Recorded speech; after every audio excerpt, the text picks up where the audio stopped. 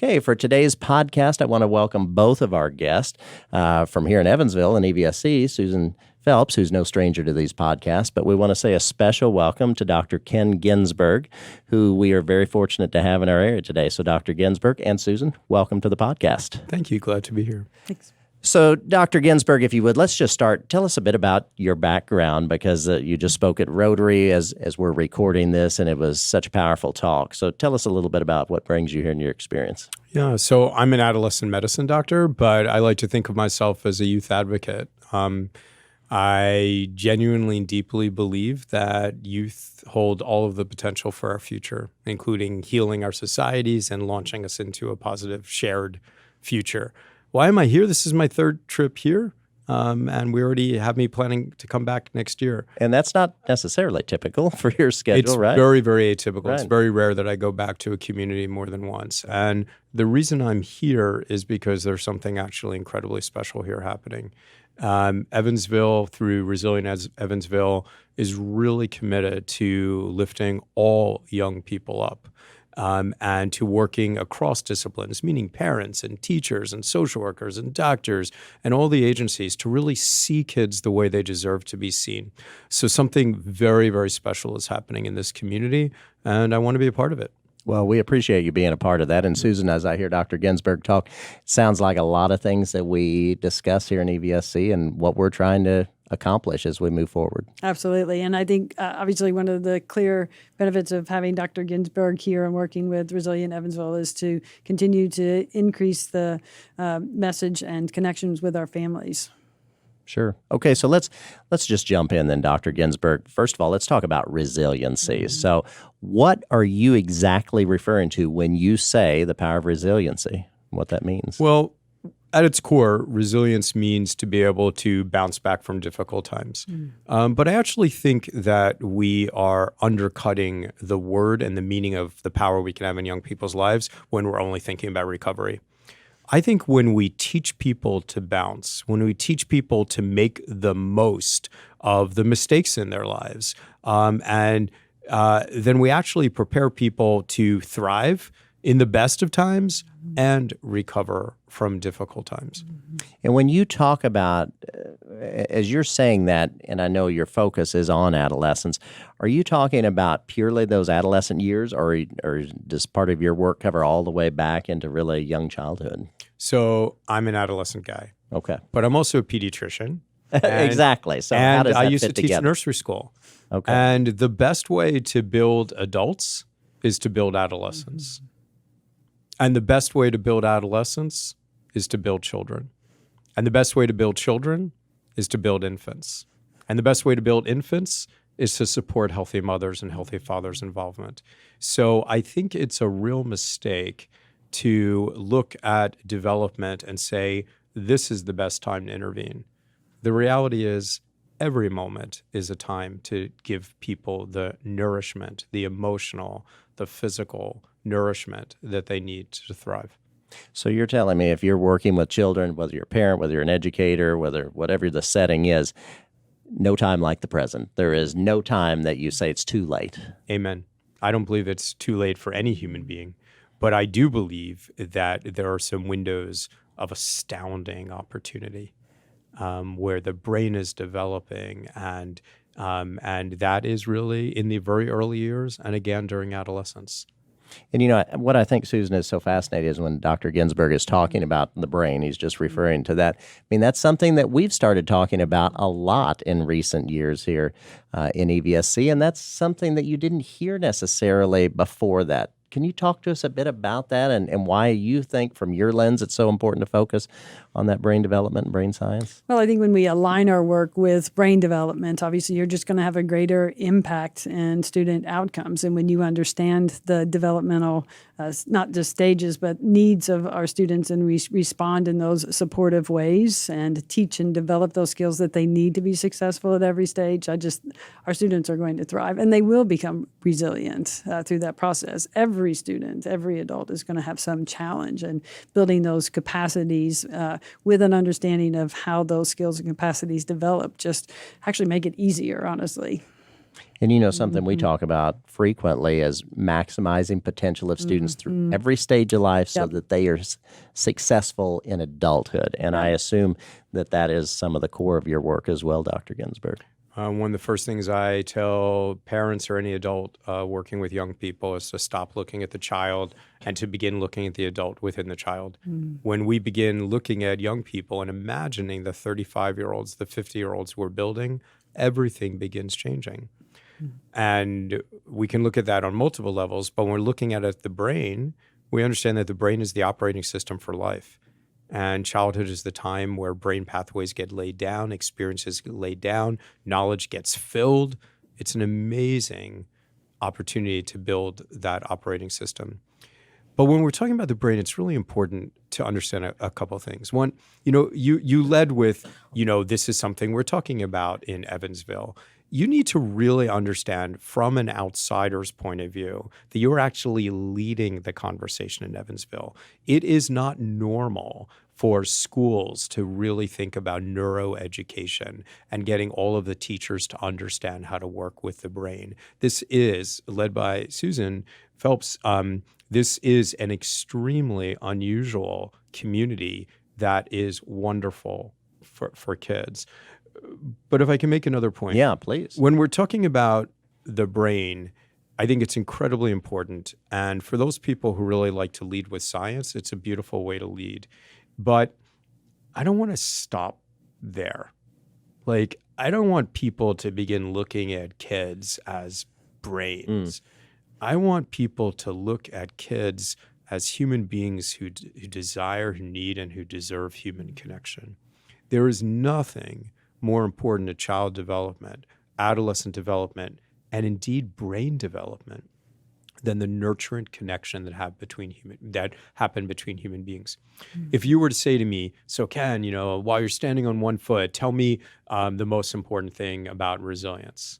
What I would say to you is that young people are resilient, meaning they can bounce from hard times and thrive in the best of times when they have at least one adult, more is better, who believe in them without condition and who hold them to high expectations of being their very best selves. When we have that level of human connection, that's what nourishes the brain, right? So let's not get stuck and think we're talking about nerve cells.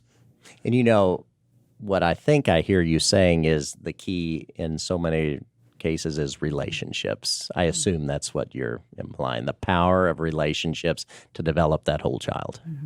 Amen. Literally half my talks are called the power of relationships, right? So the power of relationships is unrivaled in helping young people develop to be their best selves and this is a critically important and helping people recover when they've had hard lives.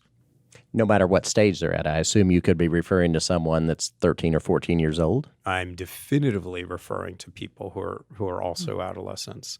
Of course, I want to intervene as early as possible, right? If I could have every infant wrapped in love and good nutrition and have all the resources, both interpersonal resources and everything else they need, of course I would do that. But adolescence is absolutely and definitively a time when you can intervene. I want to, first of all, there's so many paths we could go down because this is such a fascinating topic. I want to back up just for a second and it's very powerful to hear you talk about the impact that our community can have because we've made this a focus. Why do you think that is? From your experiences, to me it seems like this would be something more communities would be embracing, but it sounds like that you just haven't seen them at that point yet. Do you have any theories on why that is? I'm not sure I have enough wisdom in me to actually answer that question. I do know that it takes leadership. I know that it takes a few people to kind of light that candle so that there's light even in a dark room, right? So I know that, and I know that this community has that leadership, has that passion, and I know that the interface between the schools and other community agencies make this place very special. As to why other communities haven't gotten here yet, I don't have the wisdom to tell you. Sure. let's move over to you for a second, Susan. What comes to mind when you hear about that power of relationships? Because I know certainly with our focus through our GAIN initiative and our focus on the whole child and looking at social emotional learning, I mean, we talk so frequently about that. What comes to your mind as you hear Dr. Ginsburg talking about that? I think it's just super powerful, because when we look at the work that we've done with the GAIN framework itself, at the foundation are relationships, making sure the very first thing for our students is that they feel safe and connected when they enter our doors and when they go into the classroom and when they get on the bus. We know that without our students having those relationships with adults and with peers, that learning can't happen. They get stuck. And to your point, it is the power of healing, is making those connections for our kids. So we spend a ton of time, and we continue to spend a ton of time just really on that one foundational aspect of our work. And I'm going to go out on a limb here and say that when I hear both of you talking about this, you are talking about all children and all adolescents, correct? So, and tell me if I'm wrong, you're not just speaking to maybe a child who comes from a neighborhood that has some more issues, more of an at-risk area. I mean, am I right in saying you're talking about the development of young children and adolescents regardless of where they're coming from because of the differences in what they're facing? Absolutely. Absolutely. First of all, pain has no demographic, right? It's a really big mistake to think that certain neighborhoods have pain and other neighborhoods don't. That's just a very big mistake. But let's actually talk about adolescence in general and parenting adolescents in general. Parents of adolescents. So the fundamental question of adolescence as you're walking through adolescence as a child is, am I normal? Who am I? And do I fit in? But there's another question that I really have been trying to make people understand. It's the question of that the adults in adolescents' lives have, that parents have, which is, do I still matter? Because when your kid was an infant, there was no question about how much you mattered. Sure. When your kid was a child, there was also no question or a little question. And then your child becomes an adolescent, and for really good developmental reasons, they begin pushing you away a little bit. And it's really easy to think you don't matter very much. And then there are these myths about adolescence that really make adults disengage precisely when they should be engaging more fully. Let's just go over a couple of those myths. If you believe that kids think they're invulnerable or invincible, you're going to say, well, they're going to do what they want anyway. I'm just going to protect them instead of develop them. Mm-hmm. That is absolutely a falsehood. Kids absolutely do not think they're invulnerable. Sometimes they behave as if they think that way, but it's not how they really think. If you believe that adolescents are self-centered, then you're going to think, why engage with them anyway? Mm-hmm. What's the truth about adolescents? They're the most idealistic human beings on earth. They're actually designed to question authority and to look at what is and wonder why it couldn't be better. If you believe that adolescents are inherent risk takers, then all you're going to do is wrap rules around them. It's just not true. Adolescents are not inherent risk takers. They are experimenters. That's how they learn, is by pushing the edges. When we create boundaries beyond which they cannot stray at those edges, and when at those edges we create golden opportunities for them to learn, they stay right there at the edges of existing knowledge.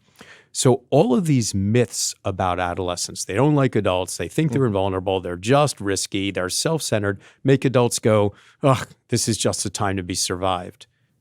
No. This is a time to engage fully. When the question that adults ask is, do I still matter in the lives of an adolescent? You have to create a community where it is very clearly understood that the answer is a resounding yes, you matter. In fact, you matter as much or more than you have at any other time during childhood. Adolescence is a time to celebrate the opportunity for engaged adults to help with development. I think that's so powerful for people listening to that, to hear you say that. And first of all, let's make sure we're on the same page for our listeners. When you say adolescence, what years are you talking about approximately? Roughly 10 to 24. 10 to 20 and 24. Of course, that goes with what you say frequently, Susan. Sometimes we think once you hit 17 or 18, your brain's fully developed. You would say that's not the case. That's not true. That's not true. Where do the myths come from? I know you've done extensive research and you've met and talked to so many people during your career. Why do these myths exist, do you think? I'm not sure, but they're sometimes rooted in a misinterpretation of reality. So the reality is that your kid does push you away when you're an adolescent, right? Excuse me, when you're a parent of an adolescent. And why are they pushing you away? Because they love you so much it hurts, right? They're needing to become more independent. They're needing to know that they can do things on their own, but they love you so much that it actually hurts because they've been dependent on you their whole life. They can't stand the thought of being independent. So for a few years, they pretend they don't like you. Well, if you don't know that developmental fact, all you're going to do is pay attention to the fact that their behavior sometimes acts like they don't like you, but it's just not true, right? So that's an example. And there's a lot of things human beings believe about other human beings that are not true, Right. because they make our lives simpler, right? So to that parent that comes to you and says, I'm so frustrated with the adolescent that I'm raising, you would say, push through it, and it should be a time to thrive because that is a key part of development. Well, yes, but if I just say that, they're going to roll their eyes and walk away. Right. So I can't lead with that, Okay. right? And by the way, like for a living, parents come to me and say that. Sure, Okay. sure. So the first thing that I'm going to start with is tell me what's good about your kid. Why do you care so much that things aren't going well? Because when I start there, that's when the parents begin crying. You know, they wouldn't be so frustrated if they didn't love so deeply. Mm-hmm. And when I can get them in touch with that level of love that they have, then it's one step away from them telling me everything that is good and right about their kid, everything that always was special about that kid. When I'm there in the beginning of a conversation, I can now go anywhere. Because now when the parent wants to correct a behavior or guide a child better, they're not starting with everything I don't like about your behavior. They're starting with everything that is good and right about you and why I want to get you back to being your best self. It is a complete reframing of relationships and adolescence. And for whatever it's worth, I make parents cry for a living. Like happy cry. Sure. Happy cry when they understand how much they matter and when they understand that, honest to goodness, the kids who push you away are loving you deeply. And I'll give you one other thing to make a lot of all your audience members cry. Okay, please. That's that if you have a kid who's particularly anxious or gets sad sometimes, congratulations, right? You didn't want a kid who didn't feel. You wanted a kid who feels fully. This is an opportunity for you to teach them how to regulate, how to deal with those feelings so that they're going to end up being the best adult in the world. Because the best adults in the world are the ones who feel, the ones who care. Right.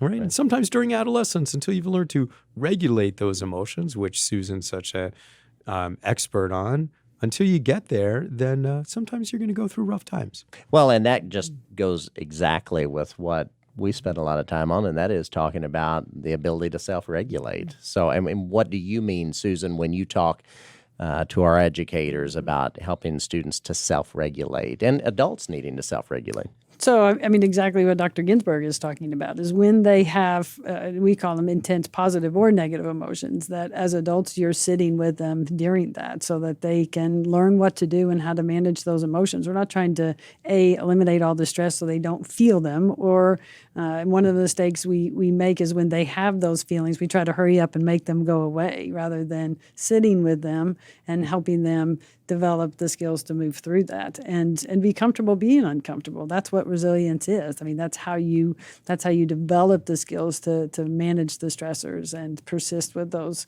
emotions. And so it takes an adult to be there in that supportive way for that to happen and to be comfortable with what's happening with that young person. Sometimes mindsets can get in the way, and we aren't the best co-regulators or supporters in that moment. So self-regulation is the adult teaching and supporting the student to develop those skills throughout school. And as I hear both of you talking about being that supporter and helping and working with that child and seeing them develop those emotions, It makes me think of the teacher who is making that shift, maybe who teaches secondary age students, has had been doing this for quite a while in his or her career, and they start to see the need that rather than just being this person who is passing on this set knowledge, that they're doing that, but they're also helping their students work through certain things so that it's not just teaching the history or the science, but it's more that complete picture. Is that kind of what you're talking about as well in your work?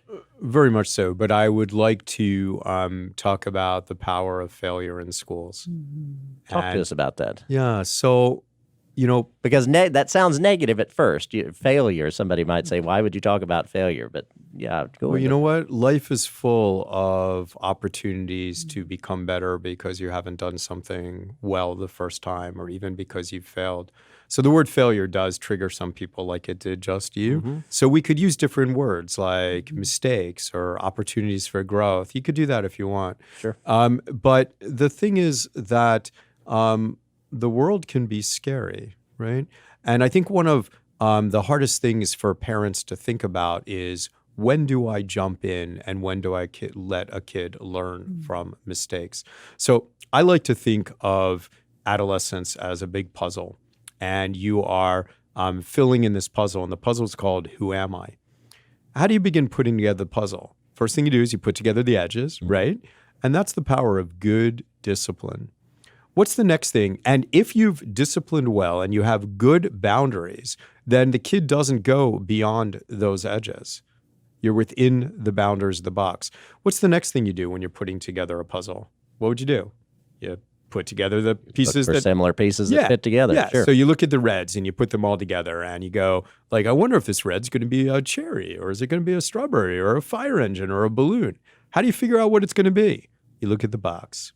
You look at the picture in the box. You cheat. That's who adults are. When we create good boundaries for kids, that beyond which they cannot stray, and we are good role models for kids, we show them the picture of the box, the kid is much more likely to be able to put together their Who Am I puzzle successfully. Are we together so far? Absolutely. So what's left? It's all the pieces in the middle. Those irregular pieces, those jagged pieces that you're just going to you don't have a good framework, but you're going to try it here, you're going to try it there. Sometimes they're going to work. Sometimes you're going to say, not the right fit. But it's within the safety of the box. When do we adults jump in and when do we get out of the way?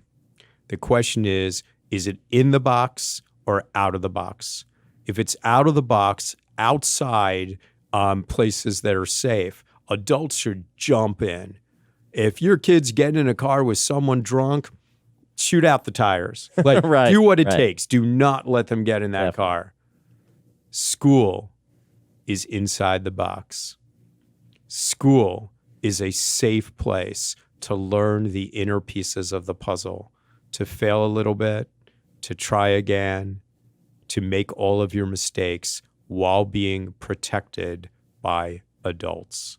That is why it's so important that parents let educators do their work and that we let kids make some mistakes under our watchful, loving eyes within safe boundaries. By definition, that's school. And it sounds like you're referencing, you hear a lot of popular terms. And this is a struggle, I think, for any parent as you're trying to figure out that sweet spot of helping your adolescents develop and your child develop. Lawnmower parents, helicopter parents, all of those type of things. But you're saying there is nothing wrong as a parent with letting your child struggle as long as it's in that safe zone. Yeah, I happen to have one of my own words. Okay. Yes, please. My word is you want to be a lighthouse for your kids, right? Which means? A stable force on the shoreline from which kids can measure themselves against. You want to look down at the rocks and make sure your kid doesn't crash against them. You want to look into the ocean and trust that your kid's going to learn to ride the waves, but prepare them to do so. And unlike helicopter, lawnmower, and free-range parents that have no scientific basis whatsoever, and it's just a term someone made up, Lighthouse Parents is rooted in 65 years of research. We absolutely and definitively know the right balance that makes kids thrive. Kids thrive with balanced parenting, which I call lighthouse parenting. but balanced parenting that says, I love you intensely, and I'm going to set rules for you because I love you. Kids need both. That makes perfect sense, and I think that's going to be very helpful for a lot of people that are listening, whether you're a parent, whether you're an educator, whether you work with youth in some other type of setting. But that kind of makes me think of something that I heard you say in one of your talks, and Susan, chime in with this too, because this is a topic that I think can be challenging at times for people to think about. And when we talk about, in your explanation, you just mentioned in passing the word discipline. But just recently, I heard you talk about discipline and consequences and punishment and how that all fits together and what's the best way to look at that. Mm-hmm. Would you care to share your thoughts on that? Sure. I think the best way of understanding all of this is really to look at the words. Sometimes words tell us a lot. The word discipline shares the meaning or the background with the word disciple. Mm-hmm. When you understand what the word disciple means, you understand that it's about teaching, it's about guiding, ideally even in a loving way, right? When we discipline our kids in a way that is caring and loving, then kids learn. On the other hand, when we punish our kids, right, then they feel like victims. What's the difference? Yeah. Please. When you give a kid consequences that are really matched to something they did, right or wrong, they learn a sense of control. They learn that because I did this, this happened to me. Because I was texting inappropriately, my phone got taken away. That's a consequence that makes sense. It makes it so that the kid understands they were in control and that they will get more freedoms and more privileges when they show that they can handle them. When they show that they can't handle them, those privileges or freedoms get taken away. That's teaching. That gives kids a sense of developing control, and therefore it's discipline. But when we hit our children, for example, kids feel punished, and it never makes sense to them that the adults that are supposed to take care of them have hurt them. It never makes sense. When our consequences don't match the challenge, it also doesn't make sense. So a classic example is I'm half an hour late, and therefore I ground, or my child's half an hour late, I'm scared. I think I'm ready to call the police. The kid comes home. So what am I going to do? I'm going to deal with my own anxiety and keep the kid grounded for 2 months. Well, that consequence makes no sense. It doesn't match. Half an hour does not equal 2 months. As a result, the kid is going to feel victimized. They're going to feel punished. They're going to rebel, and they're not going to learn any self-control. They're only going to learn they have no control. So when a consequence is appropriately matched to what a kid did wrong, they learn, and therefore they're disciplined. And I love your example. I think it will really resonate with people of the cell phone in the inappropriate texting. You are certainly not telling a parent, oh, you shouldn't take the phone away. You're saying if you take the phone away because of that, they will learn, they will understand that that is an appropriate consequence.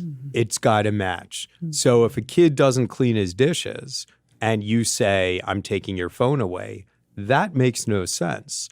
And taking a phone away from a kid is like taking their life at this point, Sure. Right? So it makes no sense.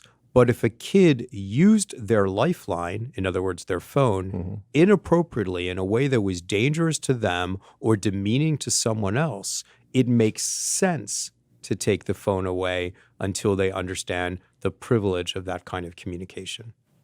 And Susan, when I hear Dr. Ginsburg talking about this, it makes me think of when we talk about restorative practices, because I think those are very similar. Do you want to touch on what are we saying when we say restorative practices in the school setting and how that ties in with with consequences? Well, so we don't typically think of restorative practices as a consequence itself. So typically, if a student has a behavior infraction, they might get an additional consequence. The purpose of restorative practices is to develop students' self-awareness, social perspective taking, and help them develop a sense of responsibility for the action. And then at the end, repair relationships, right? So kids make mistakes all the time. Restorative practices are those opportunities to learn from those mistakes. Consequences that emerge from the behavior that may have resulted in the need for restorative practice, again, are sometimes logical, right? So the teacher delivers or the administrator delivers a consequence, or it's natural. So you